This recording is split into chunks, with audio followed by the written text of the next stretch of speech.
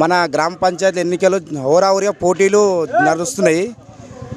మా దగ్గర యువ సైన్యం ఉన్నది. వాళ్ళ దగ్గర రాజకీయ నాయకులు అండదండలు ఉన్నాయని చెప్పేసి వాళ్ళు కొంచెం మాట్లాడుతున్నారు.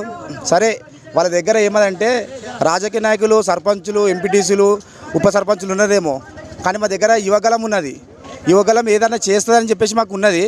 కానీ మీరు డబ్బుకు మద్యానికి లోన్ కాకుండా ఈ గ్రామంలో ఉన్న అందరూ ఒక ఏకతాటి మీకు వచ్చి మన గ్రామ పంచాయతీ ఎన్నికలు గ్రామ పంచాయతీలో ఉంచాలని, వేరే గ్రామాలకు అంటే సంగారెడ్డికి దాటిపోవద్దని చెప్పేసి ఈ గ్రామంలో ఉన్న ప్రతి ఒక్క యువకునికి, అమ్మలకు, అత్తలకు, పెద్దమ్మలకు, పెద్దనాయనలకు, చిన్నాయనలకు అందరికీ చెప్తున్నాం.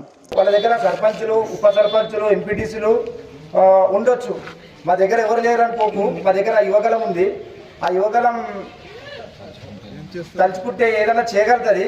కానీ మేము ఏం చేయం, మేము ధర్మంతో పోతాము. న్యాయమే కావాలి మాకు. అయినా మేము ఎంతవరకు పోటీ చేయాలో అంతవరకు పోటీ చేసినాం, అంతవరకు ఉంటాం. ఈరోజు మీ రోజు అనుకుంటున్నారు, కానీ రేపటి రోజు ఒకవేళ ఈ పదవి మాత్రం పోయిందనుకో 1825 రోజులు మనం వెయిటింగ్ చేయవలసి వస్తుంది. ఆ 1825 రోజులు వెనక్కి రావాలంటే రాదు.